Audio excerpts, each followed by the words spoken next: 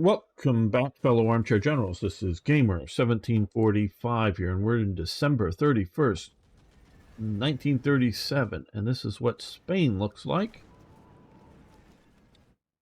Of course, we're playing Hearts of Iron 4's Black Ice. Okay, this is the reorganized or Chinese or Japanese puppet China, and this is sort of the territory that Japan is currently taking over. Pushing in here for 1937, so Japan is doing fairly well. And mentioning all that, I think we can now, I know I should have probably done it a little while ago, but we want to send an attaché. Right. Yeah, it'll cost us a bunch of leadership, but we'll do that to hopefully do two things. Let's see if they accept. Great. One, I wanted to do it to help us build up some of our various experience, but also I wanted to do it for the sake of the series so that we can see what's going on a little better here. So we now have a military attaché that's monitoring the situation here.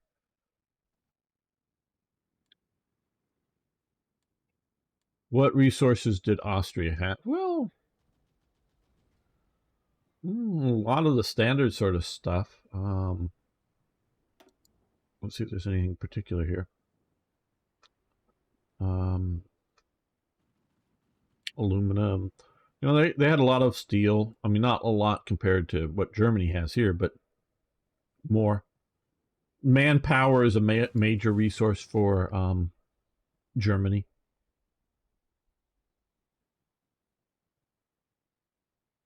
Well, we are going to be using Chinese Soviet Republic issues diplomatic protest. No, we're going to go where we will.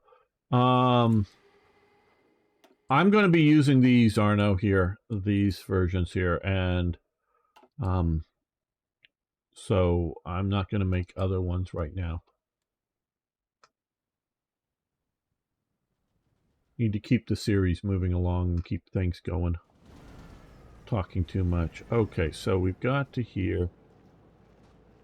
How are we doing for organization? Pretty good. Okay, so what we're going to do is we're going to attack here. Two provinces.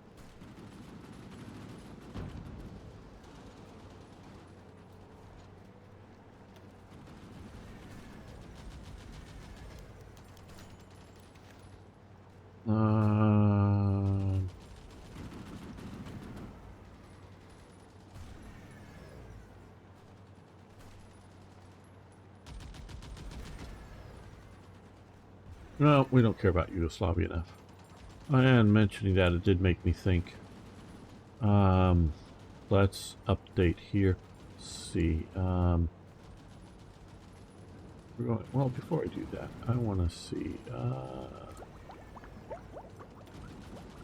This, yeah, all-purpose one. So I can go over here and look at this. So we are currently producing the C model. So we're going to jump from the C to the D, I guess. Okay. Just wanted to know. I wanted to see how much that here disrupts. Okay, some. Not too terrible. Okay, get us some reinforcements into the battles, Spaniards. We are getting air support, and they're getting enemy air superiority somehow. You guys can attack there. Cut that there.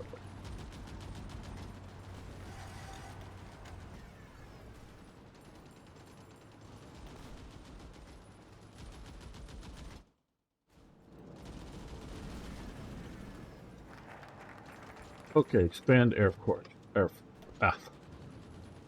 aircraft factories. Wow, I should learn to speak. Military factories, tank assemblies.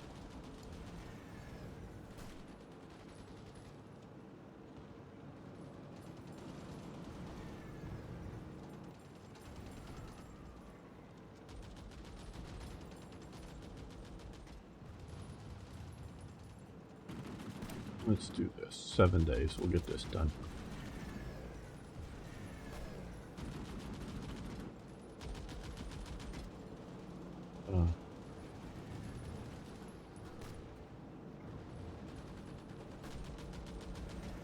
I run soon. Thinking about barbecue later on. Cool.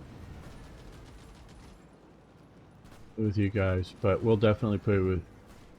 Sure, no problem. Sing whenever you're able to join us. We'll be happy to have you. Oh, certainly. The Panther 1 was the only German tank used in Spain. I know here we'll see some Panzer 2s here. It was used in Spain. It was used all the way up into the invasion of the Soviet Union as a tank.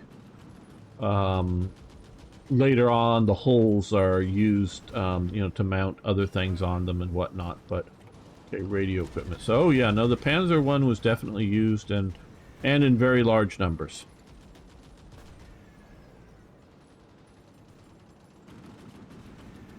Okay, we can delay that a little bit. 38. Well, yeah, we're going to do the computing machine now. Get that done early.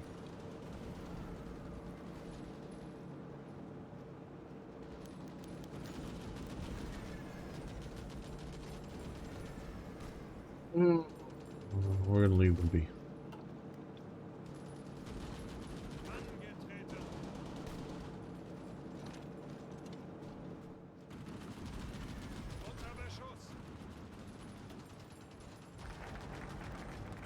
Okay, 7 days, got that done. Good.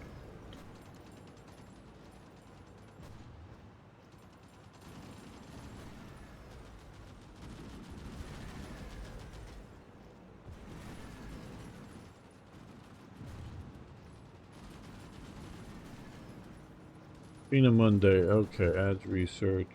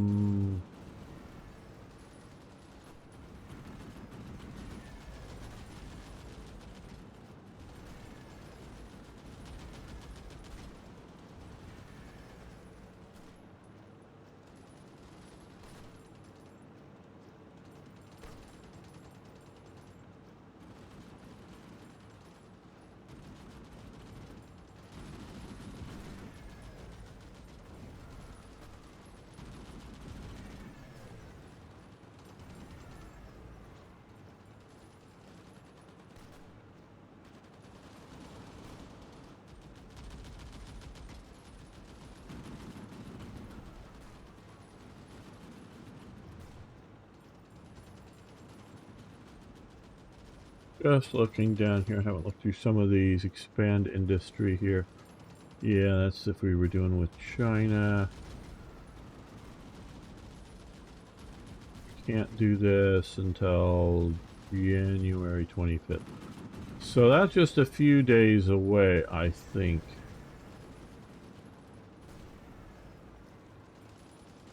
Current army strength higher than, okay, no, we're not, okay, we're federal. One of the following.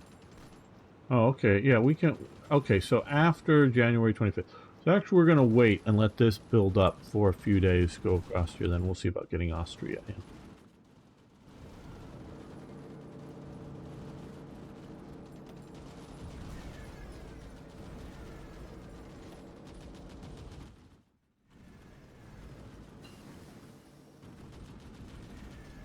Okay, Heinkel's, nice, good.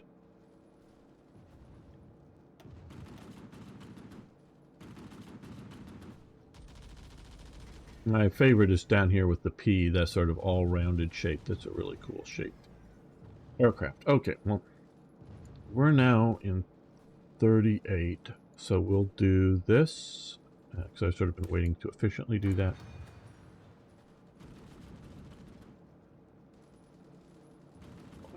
Days.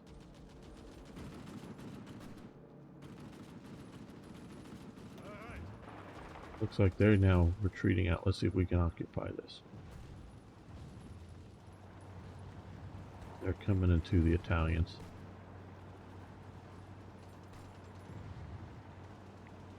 They saw the opportunity.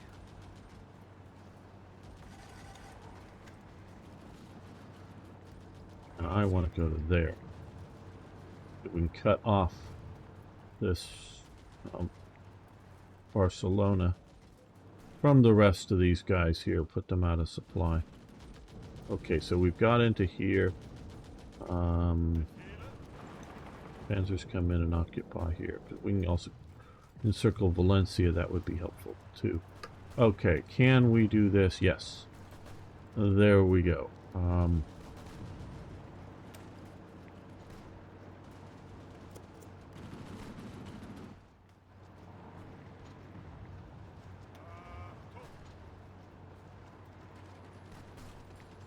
Oh, well, didn't quite make it in time.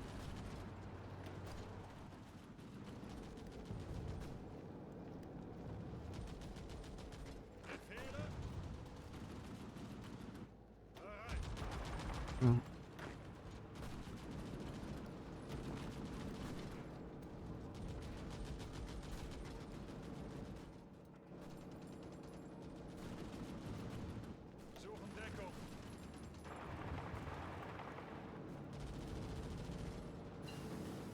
Hold on. They're retreating out here, so you stop and stay there. Okay. That's too many aircraft. Get it out of my face. Ah, Rhineland. Okay.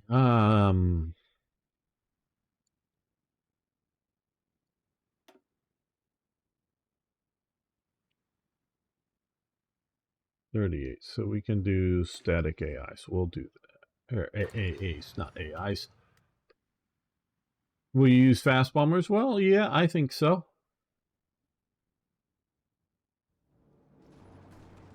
Schnell bomber. Okay. Oh, nope, you got... Okay, well, maybe he can... Okay, let's see. The Bullenberg Fritsch affair. Wehrmacht is corrupt, so we want to do this. We will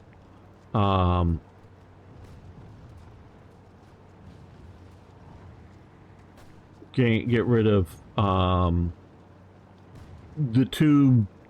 these two guys are the most powerful men in the Hares, the army. They basically control it.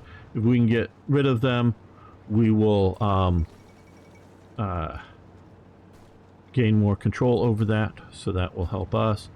Dismissal of von Roth, replace him with Ribbentrop, or do we want to keep him here? Well, let's take a look at that. So political power gain, trade deal opinion, daily party support. We're here. Yeah, Ribbentrop is not a smooth diplomat. Von Roth is, but he is loyal. Justify war games, political power. Okay, yeah, we'll do this.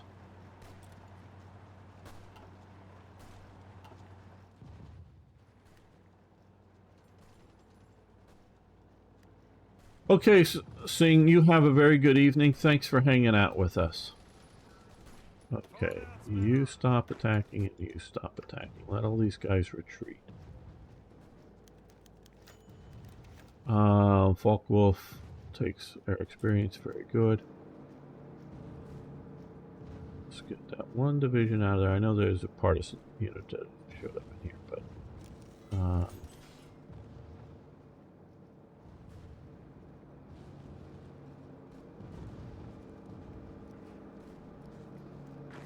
come on, you're getting way overbuilt. Okay. Well, now the Soviets are about ready to show up. Let's go. Ah. We can get another operative. Very good.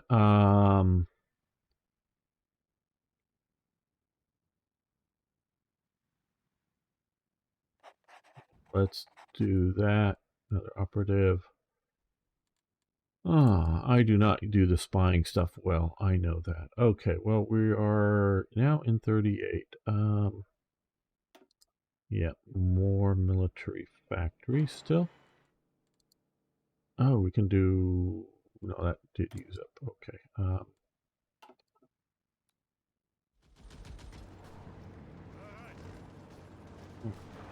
You go here.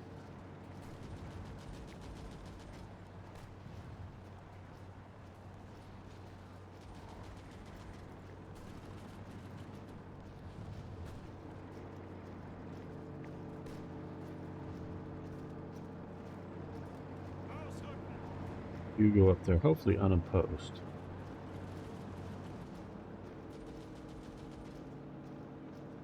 You can get in there and hold that province before these guys can get there and not get cut off. Well, they may still, but that's delaying them some. I don't know. We'll see. Okay, these guys here again.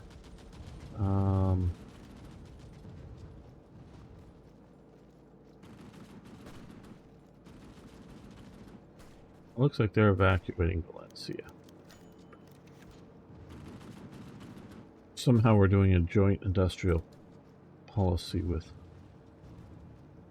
Okay, we're just going to attack Valencia then. Maybe Spain will come in with us. Okay, so now we've got all of these guys pocketed up here. So we're now retreating, and they're going to then maybe cut us off here. Nope. We're going to hold there, hopefully. Hopefully Spain will get its act together and get another reinforcement. Oh, the Italians made it. Very good.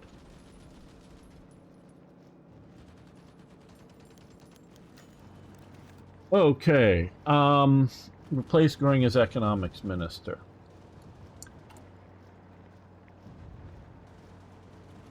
With Funk.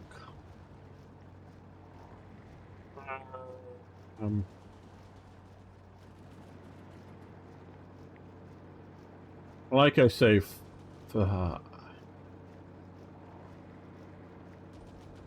I think this to me is a major criticism of this mod here. That's not the Soviets, it's the Republican Spain conscripts. Okay. Effectiveness within the National Socialist regime and the way it works is the closer you are to Hitler, the more power you have to get things done. So no matter how good you are at something, I mean, not to say that it doesn't matter, but that's secondary. The primary thing that matters is how close you are to Hitler. Now, Walter Funk is, Funk was appointed Secretary of State at the Ministry of Public Enlightenment Propaganda in the summer 30, commissioned Albert Speer for the building of Central Berlin. It was Funk who proposed the new title of Inspector General of Buildings and Resources. In the capital, in 1938, Funk became Chief Plenipotentiary for the Economy as well as Reich Minister of Economics, replacing Helmar Schacht, who had resigned. Schacht had been engaged in a power struggle with the Reich Marshal Hermann Goering, who wanted to tie the ministry more closely to the four-year plan. That's what Reich Marshal Hermann Goering. So what that is saying there, loyalty matters. Well, it's not. No, it's not even loyalty. Hitler. Okay.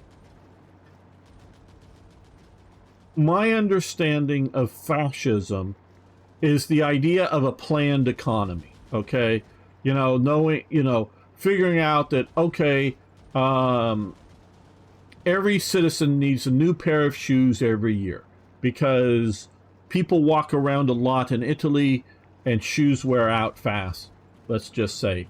So, and if we know how many men's shoes need to be made every year. So, and we know how many women, so we need, they may have multiple pairs of shoes at home. So, but, a new pair added because you get rid of an old pair or whatever. We're just saying that as a sake of argument.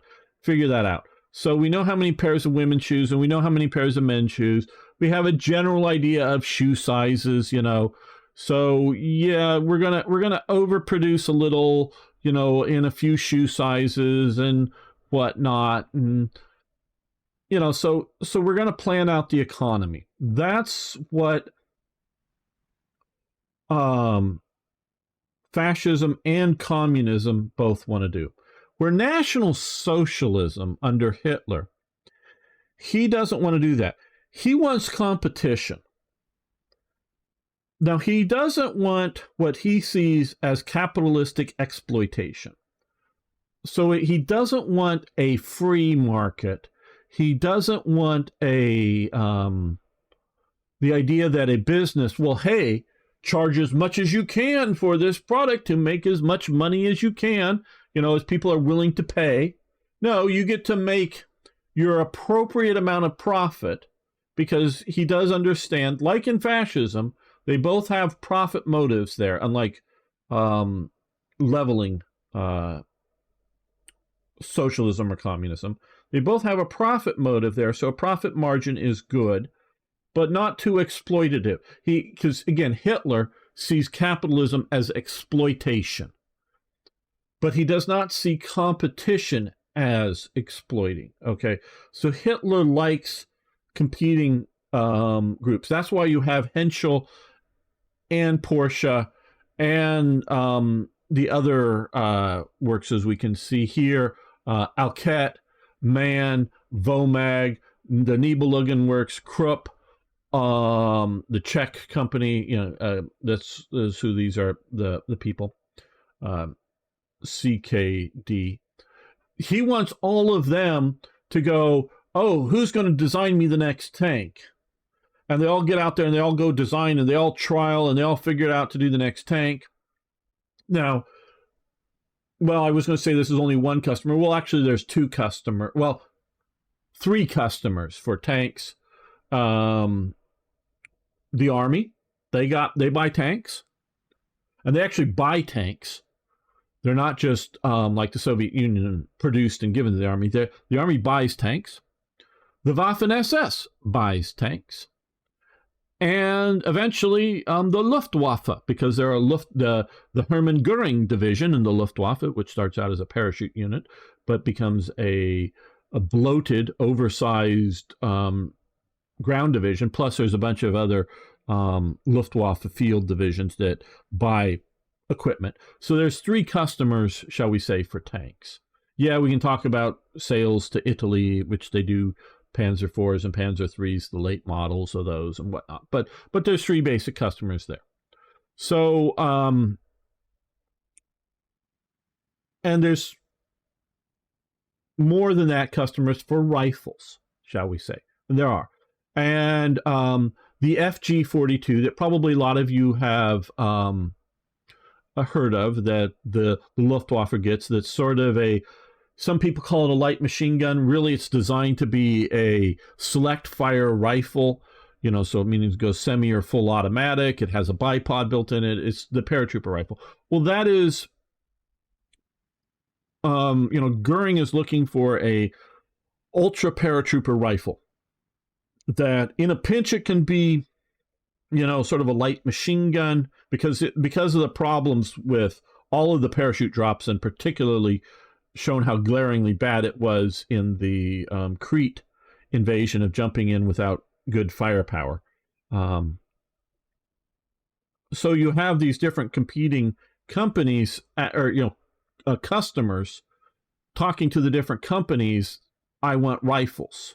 So Göring buys the FG-42 for the Luftwaffe. Nobody else buys it. Production numbers are fairly low. Czech production of stuff is often going to the Waffen-SS, not just old stuff, but new. So there's these customers. Hitler wants the competition. Hitler believes in struggle. So he doesn't want to exploit the worker. He wants to manage the situation so that you don't have a monopoly. Hitler does not like really the idea of monopolies, because without that competition, Hitler believes that you'll become weak. And so Hitler, whether in international struggles between peoples, as he sees it, the Germanic people fighting the Slavic people, and if the Germanic people didn't have somebody to periodically fight, they'll become weak. And that's how Hitler sees life. That's how Hitler runs his regime. It isn't necessarily about loyalty. In some cases it is, yes. But it's not wanting to have only one group running things. So you have the I always think better with something in my face. No, here. That's what not or the names. Because I'm okay. Yeah, here we go. You have this is the Deutsches Arbeitersfront. That is the German Workers' Front. That is union. Hitler is very pro-union. They're organizing up. They this is where you sort of kind of get, like I've talked about before, you do have a few cases, the Hermann Goering Works, the Volkswagen Works, I believe. I'm pretty sure of that because it's the KDF wagon. KDF wagon and the Volkswagen are the same thing to me. I don't understand the difference there. But you do have that, and then you also have the Gustloff Works. Those are government-owned works. But Opel isn't. That's an American-owned company. GM, I believe. You have Ford. That's an American-owned company making trucks throughout this whole period. You have these guys. I don't know who's owning the Czech company. I just don't know. But Krupp is a private company. The Nibelung, I don't know that, because that's, they're calling it Steyr here. That's the work in Austria. I don't know, because that may be sort of acquired with the taking over of Austria. I don't know. But MAN, Porsche, Henschel, those are, privately owned companies that, especially see Porsche, making all of those, Dr. Porsche, oh, hey, yeah, I'm green before the green people. So, because the Nazis actually were fairly green. We're going to do these diesel electric tanks. They'll be great. The army's going to buy them. And the army goes, no. But I got 100 of them. We don't want them. Well, what can we do? Oh, well, let's put a, big armored box and put the super, 88 millimeter, the longer 88 millimeter on it. Okay, yeah. So he gets those sold, but the army says, build no more, we're buying no more. And Dr. Porsche, who owns the company, reluctantly agrees. Well, later on, he produces a bunch before they accept it. Tiger II turrets. Nice rounded front, looks cool, Porsche design. We're going to go with the Henschel. But I got 150 turrets over here. What? We didn't approve these, but I got 150 turrets here. Don't you want them? Either your choice, German army, is either melt them down. You can pull the gun out and whatnot because you can reuse that. But melt those turrets down, or plunk the turrets that I've already made on your Tiger IIs. Your army goes, oh, okay, yeah, we'll use them. We need the tanks desperately. You already produced the turrets, so okay, we'll do that. And really cool. They actually played War Thunder in World War II. Not really, but you see some remote controlled with a cable going to a mouse, the tank, and driving it around. That's it's about like a 3-foot long model that's at least it drives. I don't know if the turret moved, but you could drive around to demonstrate to Hitler, and Hitler really liked the mouse. So yeah, that's really cool. Well, nobody really wants the mouse. He's making a bunch of them. He gets 2 of them completed. They go, no more. no more. Produce these other things, Porsche. This is what you need to produce. Well, he is so convinced and so unwilling, and because he's a close associate of Hitler, he has, I don't know, like 20, they find at the end of the war, holes and turrets, not assembled, but just sort of skeletal holes and some of the road wheels and tracks and whatnot, but just sort of sitting there, that the Germans are in desperate need for armored steel, good quality armored steel. They need that steel for other things.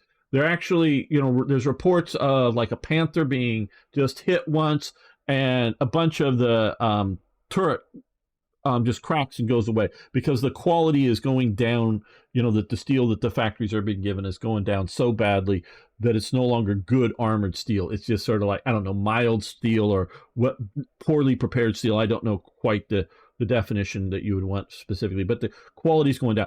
They got this marvelous steel sitting there with Dr. Porsche is just sure that eventually they'll say, yeah, go ahead and complete these vehicles. Right? So we know that these factories, and I'm giving anecdotal but real world and significant evidence of non-state, non-party controlled activity in the armaments industry, even while Speer is trying to organize everything up in the armaments industry and rationalization. Why is this happening? Well, one, Dr. Porsche has a lot of access to Hitler. Not nearly as much as Speer, but still has a lot of access. Speer can push in a lot of areas. That's Speer right there. Can push in a lot of areas really hard, but periodically he loses. But he has some of the most access to Hitler. He can get into Hitler, and so can Goering. Goering and Speer can get into Hitler unless like Hitler's asleep in bed.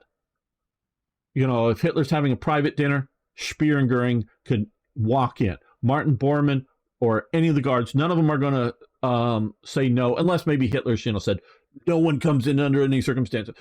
Just under normal things.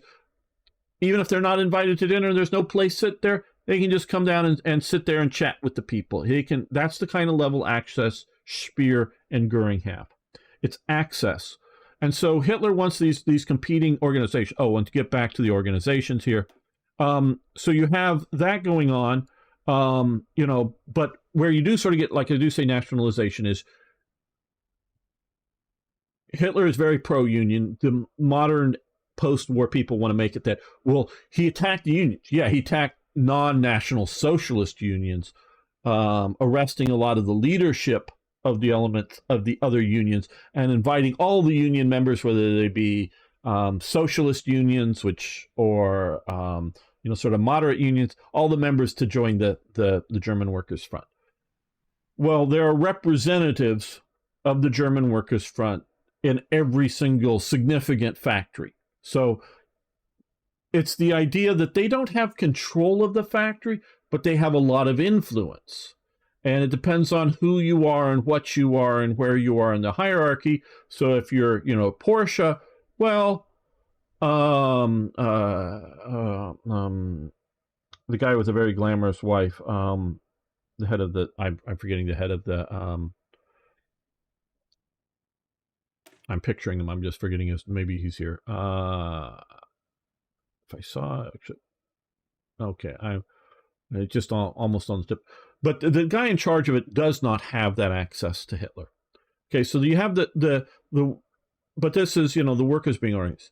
You also have the Reich Arbeitsdienst, the German labor service. Okay, the German Workers' Front, the German labor service. Okay, this is a competing organization. This is basically every male and eventually most females, as the war is pressing things, join this for a few years. This is another organization. It doesn't mostly do factory work, but it is labor. Okay, this is a labor organization. It's controlling sort of labor work. This is another labor organization. It's controlling labor work. Organization Todt is another labor organization. It's also a construction organization, which this is also a construction organization. This really isn't. This is more of labor, but this is labor and construction.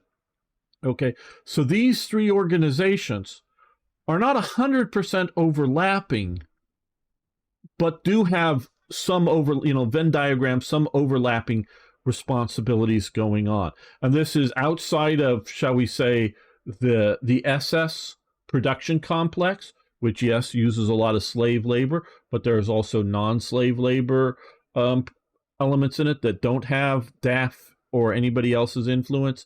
You have also what's going on is during this time period, and lingers on into the end in a way, but is more or less over with the shift into the war, is you have the 4-year plan. So, Niagara's going? Okay. Thanks for hanging out, Niagara. So you have all this competition going on, and Hitler likes competing organizations. And yes, all these are National Socialist. All of them are loyal to one degree or another to the party / Hitler.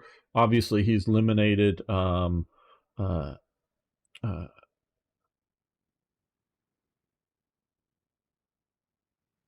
the fat guy. Well, I mean, you could think of a lot of Ernst Röhm and a lot of his cronies in the SA, and has downgraded the influence of the SA. Another somewhat labor organization going on for lack of loyalty. Eliminated them, killed them.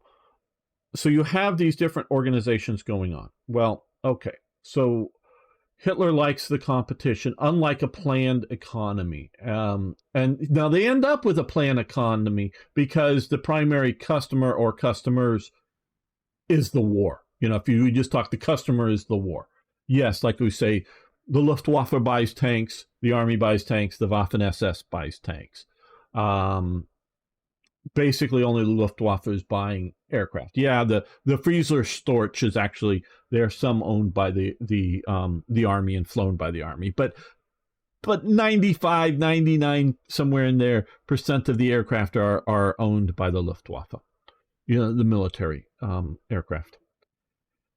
There is still through to the basically to the near closing end of the days of the war. There is still Lufthansa, and there are still some commercial flights flying around. Obviously, as the war is deteriorating, those become fewer and fewer. But there's still a civil aviation up until they can't function as such. Okay, to get back to what this is saying. Yes, Funk becomes Reich Minister of Economics. But who does the Reich Minister of Economics work for? Who does he work for? The guy running the 4-year plan, which is Goering. So if you talk about who should this be, keep Goering or keep Walter Funk, this is where I disagree with this mod severely. I mean, this isn't like a rage. Robert Lay, that's the daft guy. Thank you, Pickle. Yeah, I just blank on names. He had like a really glamorous wife that was sort of, and that was actually, she was often used as a public hostess, shall we say, for often diplomatic events, where Hitler did not have a public wife.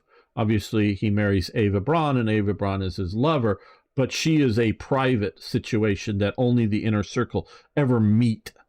And I'm sure others knew about her others outside of the inner circle, but just sort of, at the top of society knew that she existed, but, she is kept very private, where it's Robert Lay's wife often sort of does the hostess's duties at some of the big, public events. It isn't like any close relation with Hitler. She was just really glamorous and could do that job, and was known for that.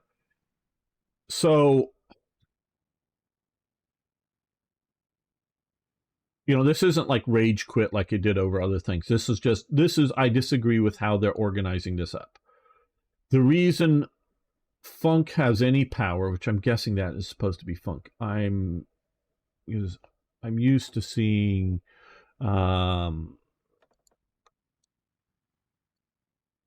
sort of this picture, but I don't know a lot about Walter Funk. I know he existed and whatnot, but he is really, to my opinion, the yes man for Goering.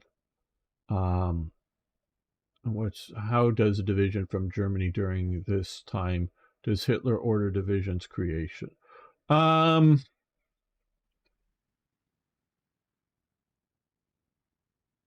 don't really. Well, okay. See, right now at this time, you just had the Bloomberg Fritsch affair. So prior to it, it would be Bloomberg that is running the army.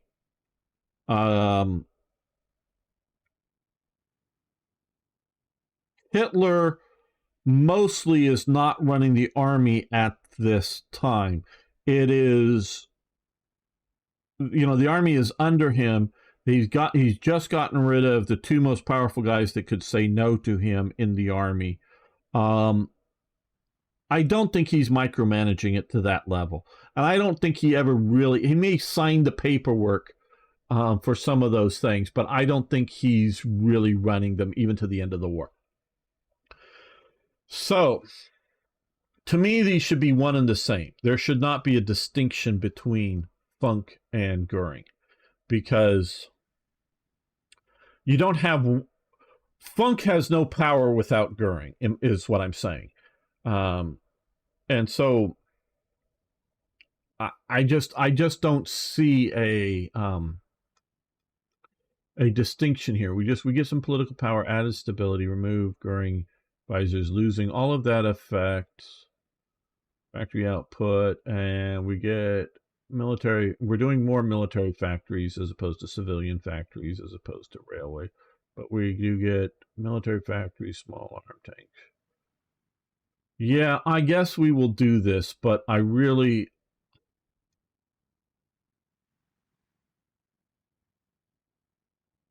We shouldn't really have... Well, Helmarschak stays around as the head of the German Reichsbank until the occupation of Czechoslovakia, not the Sudetenland, but the later Czechoslovakia. He stays around until Czechoslovakia, and then he resigns over Czechoslovakia.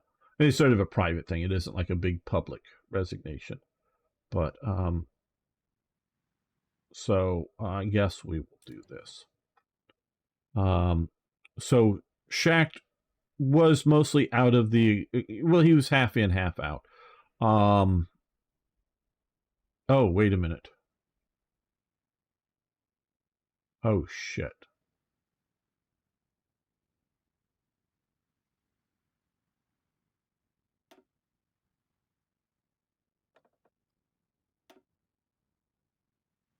Yeah. I'm just doing that right now. I think I effed up. Let me... okay.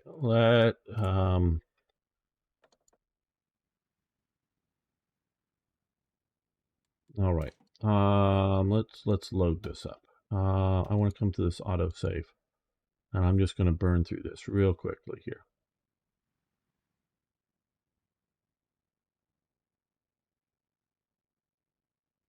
I think I remember what happened before when I did this.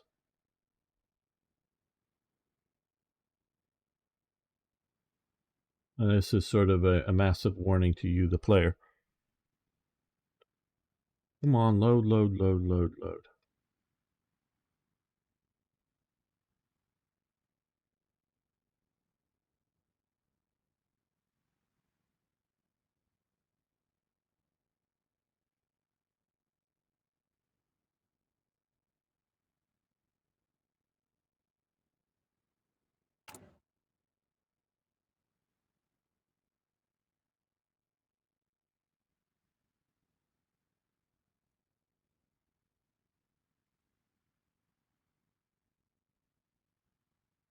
Oh, come on, why are you taking so long?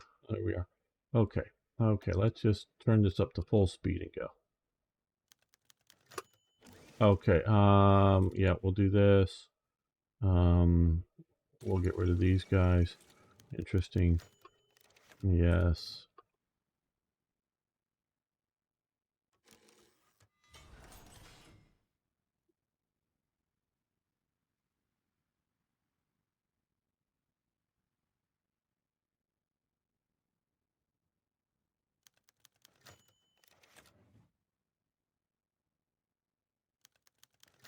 Okay, now let's point Walter Funk. I know I redid him and took it off there.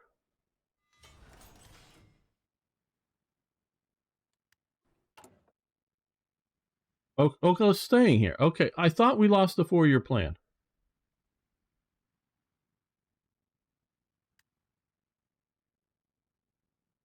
Let's wait till the first of the next month. We can go back to the save. I know I cost myself 150. All in slush, great.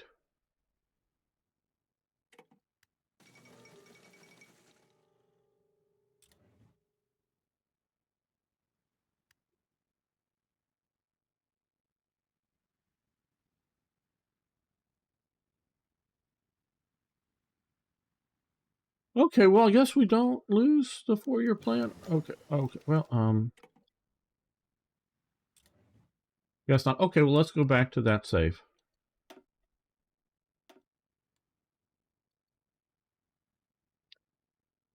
Well, I don't know. Well, let's.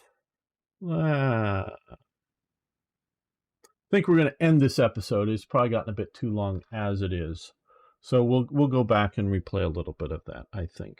So I want to thank everyone again for hanging out with me and getting this far.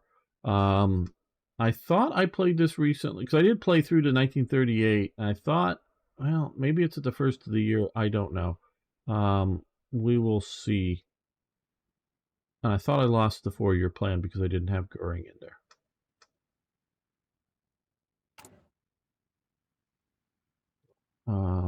Yeah. So thank you, everyone. We'll see you next time for more. Yes, more hearts.